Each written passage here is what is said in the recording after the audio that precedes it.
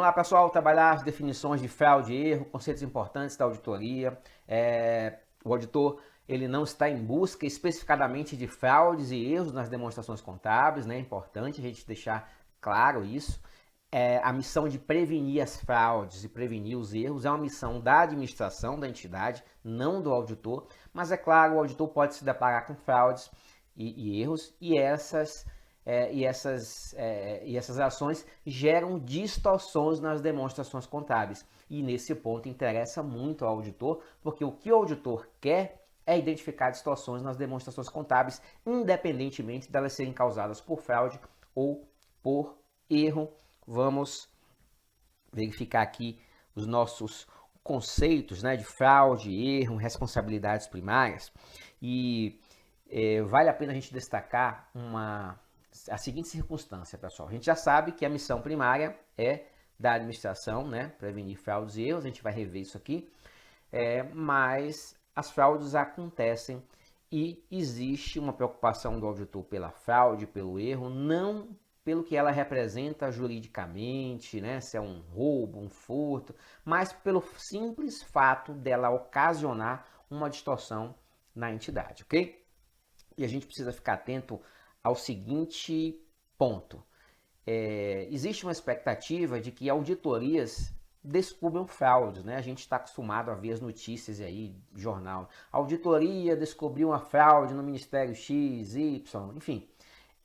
E com isso se pensa que a missão da auditoria é descobrir fraudes. Não é. A missão da auditoria é apenas emitir uma opinião sobre as demonstrações contábeis, tá? Não é missão da auditoria descobrir fraude. Inclusive, né, há estudos que indicam aí que é mais fácil o auditor descobrir a fraude por sorte, né, tropeçar na fraude ali e descobrir, do que descobrir efetivamente desenvolvendo procedimentos. Por quê? Porque não é missão da auditoria, né? A auditoria trabalha com um escopo mais amplo. Para você descobrir a fraude, você precisa afunilar bastante, né? É o que se chama aí de contabilidade forense, né? Você precisaria afunilar os procedimentos. Então, a auditoria não tem como missão descobrir fraudes, né? Vale a pena saber disso, né? Porque é um mito da auditoria, gera um gap de expectativas, né? A sociedade tem a esperança que auditorias descubram fraudes. Não é a missão primordial de uma auditoria descobrir fraudes. Vamos olhar os nossos conceitos de fraude e erro. A diferença entre fraude e erro, basicamente, é a intenção, tá bom? Então, um ato intencional de omissão, adulteração de documentos, de registro, de transações, é uma fraude. Por quê? Porque nós temos a intenção. E o erro será mais ou menos a mesma definição, entretanto, nós teremos um ato não intencional. O erro deriva de omissão, desatenção, má interpretação, negligência, né, na elaboração dos registros, documentos e transações. Por analogia, fazendo uma analogia bem barata aí, né, só para despertar aí um insight aí para você, a fraude seria como se fosse o crime doloso e o erro o crime culposo, né? Você tem negligência, imperícia, má interpretação na elaboração dos registros, das informações contábeis, etc. Tá? Então, diferença primordial entre... Aliás, primordial não, única diferença entre fraude e erro. A intenção. As bancas vão dizer que a diferença entre a fraude e erro é, às vezes, o tamanho monetário da distorção. Nada disso é relevante. O que é relevante é a intenção, tá bom? Prevenção de fraudes e erros. De quem é essa missão? A responsabilidade primária de prevenir e detectar fraudes é da administração da entidade, não é do auditor. Mas veja que a gente fala aqui em responsabilidade primária, né? Primeira. Por quê? Porque apesar de não ser uma tarefa do auditor, uma tarefa primária, descobrir as fraudes e erros, o auditor está em busca de distorções relevantes. E as distorções relevantes podem surgir nas demonstrações contábeis por dois motivos, né? Em razão de fraudes ou em razão de erros. Então, indiretamente, o auditor acaba se preocupando ali com fraudes e erros, mas não é função primária do auditor prevenir e detectar fraudes. A função do auditor é detectar distorções relevantes. Estas podem ter origem em erro ou podem ter origem em fraude. É importante porque isso cai em prova, né? Responsabilidade primária por prevenir fraudes e erros é da administração da entidade. Isso faz a gente recordar também daquela informação primeira que a gente viu no comecinho, que o auditor é aquele que ouve, né? O auditor não implanta os controles internos para poder planejar, para evitar fraudes e erros, para melhorar a eficiência, a eficácia. Tudo isso é função da administração. O auditor apenas interpreta as informações que recebe. Vamos lá. Uma constatação aqui, ó, o risco de não ser detectada uma distorção relevante decorrente de fraude é mais alto do que uma decorrente de erro. Claro, né, pessoal? Isso aqui está na norma. E por que é claro isso? Porque na fraude nós temos a intenção de ocultar, pode ter um conluio entre duas pessoas. E o erro não, o erro sempre vai ter ali uma ponta solta, não há intenção de camuflar, de esconder. Então, os controles podem revelar a distorção gerada pelo erro. Se você fez um lançamento indevido ali na sua conta bancos, por exemplo, quando você pegar o extrato bancário, você vai ver, esse lançamento aqui não existe. Ele está na contabilidade, mas não está no meu extrato bancário. Vamos ver porque ele apareceu aqui. Foi um erro, botaram um zero a mais, enfim, trocaram um dígito, seja lá o que for, né? Então, o erro é mais fácil detectar do que a fraude. Consequentemente, distorções geradas pelo erro são mais fáceis de serem detectadas. Questãozinha. Diferença entre erro e fraude decorre da relevância do ato em termos do impacto que pode provocar, como resultado de omissão que afete registros e relatórios, tanto em termos físicos como monetários. Bom, tanto o erro quanto a fraude podem afetar registros, documentos, informações em termos físicos ou em termos monetários. Mas qual é a diferença entre o erro e a fraude? É o tamanho, pessoal? É a relevância? Não, é a intenção, tá bom? Então, errado. A diferença entre erro e fraude é a intenção. Questão 21 agora. Assinale a opção que indica o fator que distingue a fraude do erro. Fraude é ato intencional, beleza? Enquanto o erro não é. Perfeito, né, pessoal? Essa aqui está perfeita. Vamos ver as outras. A fraude é detectada enquanto o erro não é. Não, ambas podem ser detectadas. A gente pode afirmar que a fraude é mais difícil de ser detectada. O erro, em tese, é menos difícil. Mas ambas são detectáveis. A fraude tem responsável, enquanto o erro não tem. Todos têm responsável, né? Alguém causa fraude, o erro decorre de má interpretação do contador, do analista, do usuário. O efeito da fraude deve ser corrigido nas demonstrações contábeis, enquanto do erro não. Todas as distorções, se possíveis, devem ser corrigidas, independentemente da origem. Está errado também. Ó. A fraude gera uma ressalva no relatório dos auditores, enquanto o erro não gera. Depende, o que vai determinar se tem ressalva ou não, é um assunto que a gente ainda vai estudar, é a materialidade da distorção e não o fato de ser uma fraude ou erro necessariamente. Então, a gente ficou com a letra A mesmo aí, que é aquela perfeita. Bom, vamos pensar aqui em tipos de fraudes que são citadas na norma de auditoria. A norma de auditoria se inspira em um documento chamado Árvore da Fraude, né? É uma publicação de uma organização que estuda a fraude, e essa árvore da fraude, né, é chamada de árvore da fraude porque ela tem um formato assim de árvore, e aí nós temos os galhos, e cada galho tem as suas ramificações, né? Cada galho é uma fraude e as suas ramificações. Por isso que ela tem esse formato de árvore e é chamado de árvore da fraude. E nós temos 3 troncos principais dessa árvore da fraude: a apropriação indevida de ativos, a corrupção e a divulgação financeira fraudulenta. A partir desses 3 troncos, nós temos aqui subdivisões, né? Outros troncos com subtipos desses 3 grandes tópicos de fraude, tá? Então, a norma de auditoria vai citar esses 3 tipos de fraude, mas vai dizer claramente que, olha, esse aqui o auditor não se preocupa. Esse aqui não é função do auditor. O auditor vai cuidar desse aqui, apropriação indevida de ativos, e divulgação financeira fraudulenta, né? Que são as demonstrações contábeis fraudulentas, com erros, com imaterialidades, enfim, né? Bom, outro aspecto relevante, além do auditor não se preocupar com esse aqui, com a corrupção, a norma diz isso claramente, apesar de identificar que nós temos esses 3 grupos principais de fraudes, esse aqui, ó, não é com a gente, não é com o auditor. A corrupção. O auditor se preocupa com a apropriação indevida de ativos e divulgação financeira fraudulenta. Beleza. Outra questão que o auditor não deve se preocupar.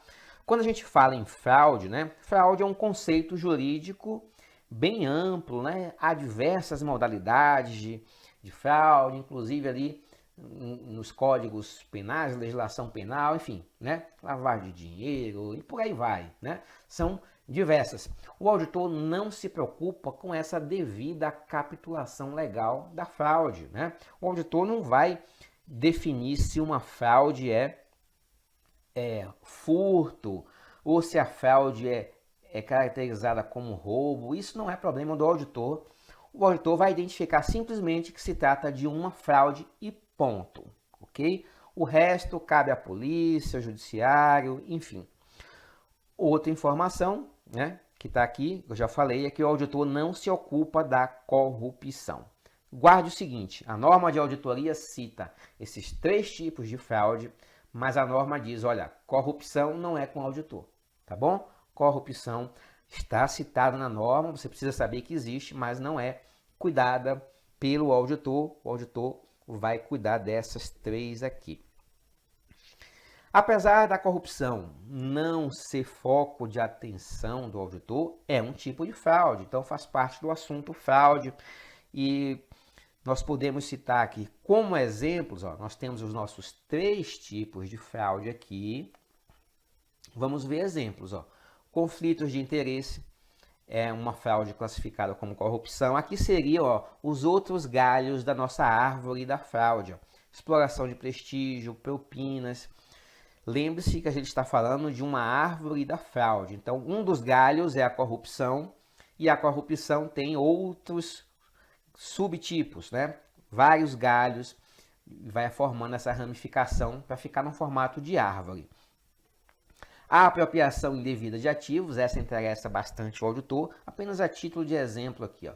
Fraudes no caixa, furto de estoques, furto de outros bens e a divulgação financeira fraudulenta, né? Essa interessa bastante, ó.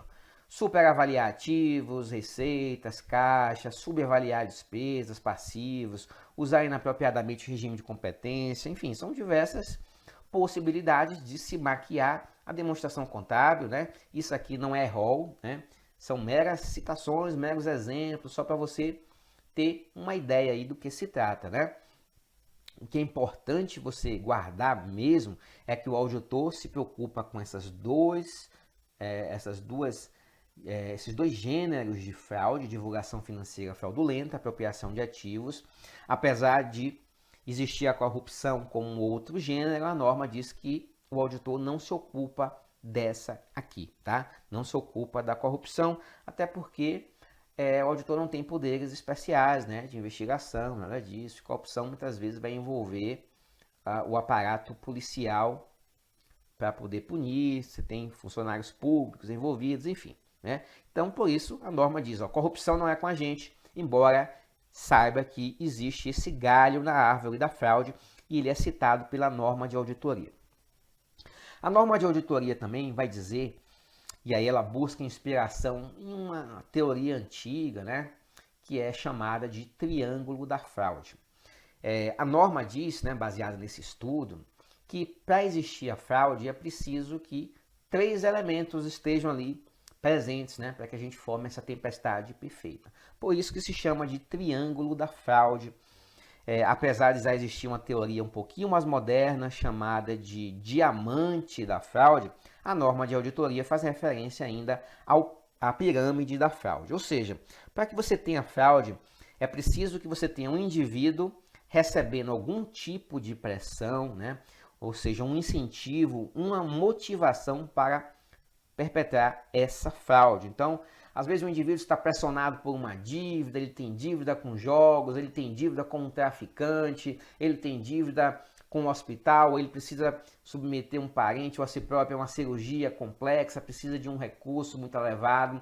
Então, qualquer tipo de pressão, né, qualquer elemento que traz essa pressão é considerado um dos fatores indutores da fraude, né? O incentivo ou motivação. Esses 3 nomezinhos são utilizados para caracterizar esse fator. Pressão, ou incentivo, ou motivação, né? Então o indivíduo está pressionado por uma necessidade que ele não pode compartilhar. Em algum momento esse indivíduo vai perceber uma oportunidade, né?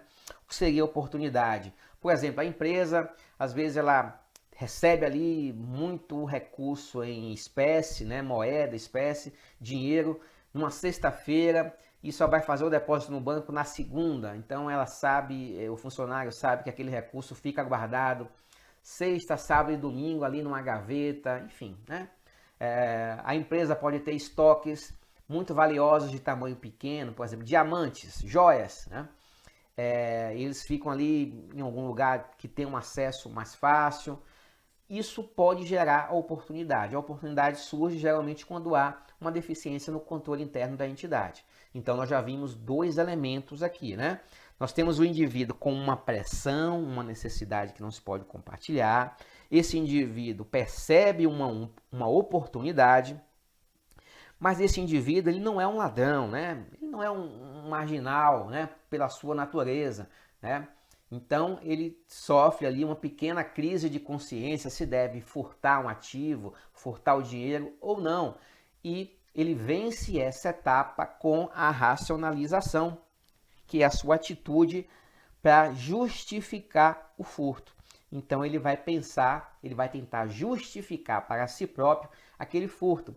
E as formas de justificação, né? Aí é um elemento psicológico, mas está na norma de auditoria, tá? Apesar de parecer psicologia, está na norma de auditoria isso aqui.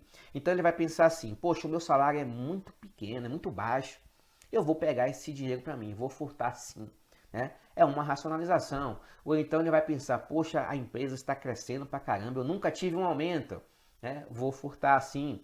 Ele sabe que a empresa pretende demitir 80% dos funcionários amanhã, então ele pensa, poxa, eu posso estar esses funcionários demitidos aí, eu posso estar nesse grupo, vou furtar aqui esse estoque para mim.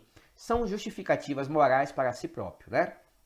Então, nós temos aí os 3 elementos do triângulo da fraude ou pirâmide da fraude: oportunidade, pressão e racionalização. Vamos ver como isso aparece, ó. Os fatores que compõem o denominado triângulo da fraude, ó, triângulo e pirâmide é a mesma coisa, tá, pessoal? Consistem em quê? Conduta, hábito e fraqueza? Não. Pressão, ok. Oportunidade, racionalização. Beleza, né? Ambição não existe. A ambição seria um elemento de pressão, né? O sujeito quer mudar de vida, o sujeito quer sustentar um estilo de vida acima das suas possibilidades, isso gera uma pressão também. Porque quando a gente fala em pressão, o incentivo para perpetrar a fraude, nem sempre é um motivo nobre, né? Não é porque ele precisa fazer um transplante que custa 100 mil reais que ele vai roubar dinheiro da empresa.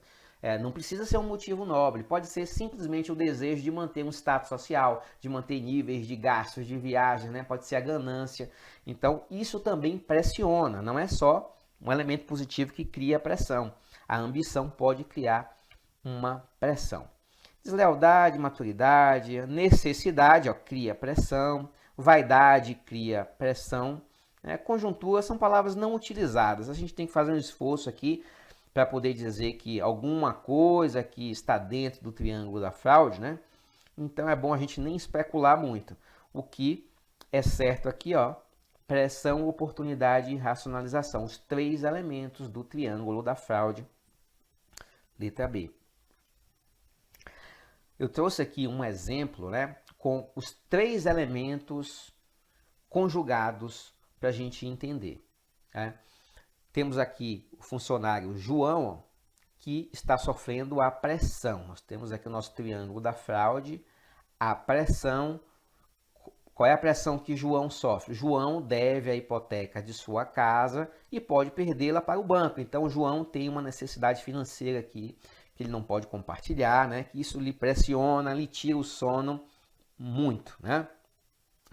Aí João vai começar a racionalizar, formando aqui o outro vértice da pirâmide, né? Ele vai racionalizar, ele vai justificar a si próprio da seguinte forma, ó. Ele se sente injustiçado porque não teve melhorias salariais, apesar do crescimento da empresa e das suas responsabilidades. Então ele vai pensar, pô, a empresa está tendo lucros altíssimos, né? Meu trabalho aumentou bastante, eu nunca tive um reconhecimento aqui nessa empresa. Ele já começa a ficar puto com a empresa, né? E ele começa a se justificar moralmente para si mesmo. Essa racionalização é um processo psicológico, né? Para si mesmo. Então nós já temos aqui os dois elementos. E aí, em um dado momento, João, sabendo que os controles de pagamentos da empresa são ruins, ele percebe a chance de simular um pagamento de fornecedor e desviar o recurso em seu benefício. Pronto, ele percebeu a oportunidade. Então nós temos os três elementos da pirâmide, a tempestade perfeita. Quando os três elementos estão presentes, nós teremos um cenário propício para a fraude, tá? Conhecer essa estrutura nos ajuda a combater a fraude, porque a gente precisa combater esses três elementos. Aqui nós temos alguns esquemas de fraude clássicas da literatura contábil. Esse aqui e esse aqui já apareceram mais de uma vez em provas do CESP, da FGV. Esses dois ainda não apareceram, mas eu gosto sempre de trazer porque são fraudes clássicas e um dia pode aparecer. E como as provas já demonstraram gostar dessas fraudes, né, que tem esses nomes pitorescos, esses nomes em inglês, pode ser então que a gente tenha aí algum dia essas duas fraudes aqui também. Mas vamos lá conhecer o lapping, né? Como é que funciona o lapping? O lapping significa, é um tipo de fraude não encoberta, em que você vai atribuir o pagamento de um cliente para outro cliente, tá bom? Eu vou desenhar aqui, para ficar bem fácil para você entender. Vamos imaginar aqui, ó, que o cliente A comprou uma máquina por R$100, né, e pagou à vista. Aí o funcionário se apropriou desse dinheiro aqui de R$100, botou no bolso e deixou esse cliente A como se tivesse devendo, né, um saldo devedor, portanto nenhum pagamento, como se ele estivesse devendo aqui R$100 ainda, apesar dele ter pago. Aí um cliente B comprou esse mesmo produto aqui por R$100. Aí o que é que esse funcionário fez? Pegou esse recurso aqui de R$100 e alocou no cliente A, tá? Então ele zerou o cliente A e deixou o cliente B como se estivesse devendo R$100, apesar do cliente ter pago. Aí um cliente C comprou também o produto por R$100. O que é que ele fez? Ele pegou esse pagamento aqui que o cliente C fez e alocou no cliente B para zerar essa dívida do cliente B e deixou o cliente C com o débito em aberto. Então, o que é que esse funcionário vem fazendo? Ele, como se apropriou desses R$100 pagos aqui primeiro, ele vai sempre alocando um pagamento número 2 naquele cliente mais antigo, né? Ele vai sempre fazendo isso, né? Ele pega o pagamento de C, diz que é de A. Pega o pagamento de C, diz que é de B. Pega o pagamento de B, diz que é de A. Ele vai sempre alocando um pagamento, né, naquele cliente anterior, de modo que não fiquem com as contas abertas, com as contas em aberto, por muito tempo. Então, quando ele faz isso, às vezes não soa estranho ali nos relatórios contábeis, porque o cliente mais antigo é sempre quitado, né? Então, assim, se ele deixasse o cliente A em aberto, quando chegasse aqui no final do mês, ia chamar a atenção, né? Por que um cliente antigo, A, que tem mais de 30 dias, ainda está com essa conta em aberto? Então, para que isso não aconteça, ele vai fazendo esse esqueminha de pirâmide, né?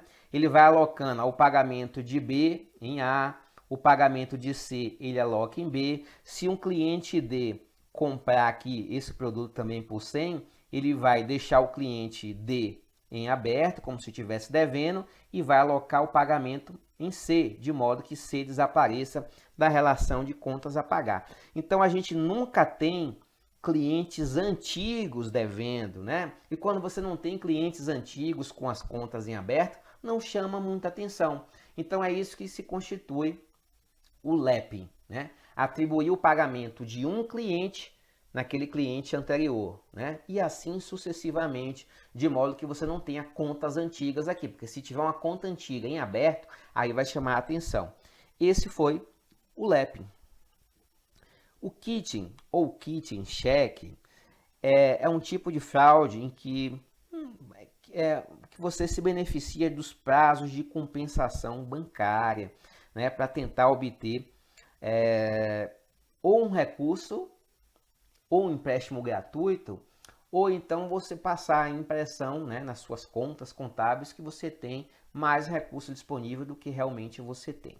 Então imagine o seguinte, ó, você tem uma conta na Caixa Econômica Federal e uma conta no Banco do Brasil, tá bom? Então na sua contabilidade está lá dizendo que você tem 1.000 na Caixa Econômica e você tem 1.000 no Banco do Brasil. Aí o que é que você faz? Você faz um cheque da Caixa Econômica para debitar no Banco do Brasil, né? Digamos que você fez um cheque de 1.000 também, um cheque de R$1.000. Aí de repente, como você tem um bom relacionamento com o banco, já aparece ali no seu extrato bancário que você tem 2.000 no Banco do Brasil, né? E você tem e ao mesmo tempo que você faz isso, ó, você passa um cheque de 1.000 também para devolver o recurso para a Caixa Econômica. Então, se valendo dos prazos de compensação bancária, em algum momento pode parecer que você tem 2.000 aqui na Caixa, no Banco do Brasil, né? De modo que você poderia eventualmente sacar os 2.000, conforme seja o seu relacionamento com o banco, e eventualmente até você conseguiria sacar os 1.000 da Caixa Econômica que você tinha. Então, talvez você consiga aí sacar, digamos, R$3.000, né? 1.000 aqui na Caixa e 2.000 no Banco do Brasil, apesar de você ter apenas 2.000. Lembra que na situação inicial a gente tinha R$1.000 em cada banco? Então, essa fraude é descrita dessa forma, né? Que você pode se valer desses prazos de compensação bancária para poder tentar sacar algum dinheiro enquanto está nesse prazo de compensação de cheque. E aí, gostou da aula do professor Arthur Leone? Esse vídeo é um vídeo demonstrativo para que o aluno conheça primeiramente a LAC Concurso e, claro, conheça o nosso grande mestre, professor Arthur Leone, que inclusive é auditor fiscal da Receita Federal. O professor Arthur Leone é um dos melhores professores do Brasil em auditoria. E nós, aqui da LAC Concursos, nós produzimos um curso online super competitivo em videoaulas, completaço de auditoria e também, digo para vocês, e também para aquela questão de nota fiscal eletrônica, SPID e assim por diante, aqui na LAC Concurso. Esse curso nosso, completaço, você assistiu apenas um pequeno pedaço da aula, em torno aí de 20% 30% da aula, mas a aula toda nós temos o nosso módulo, nossa isolada. Tem um link aqui que você vai se matricular diretamente neste curso aqui, nessa isolada do professor Arthur Leone. Professor, quanto custa? Cara, super promoção, gravado tudo em 2022, atualizado. Isso aqui serve para a Receita Federal, isso aqui serve para qualquer concurso de auditoria, qualquer concurso de Secretaria de Fazenda também, que cobra muito, fiscal, auditor, por apenas, olha aí, R$95, é isso mesmo, R$95, você vai ter direito aí a esse curso, essa isolada completa do professor Arthur Leone. Gostou? Então clica aqui embaixo, venha estudar conosco, venha conhecer nosso trabalho aqui na LAC Concursos, que você não vai se arrepender. Um forte abraço, fique com Deus, tchau, tchau.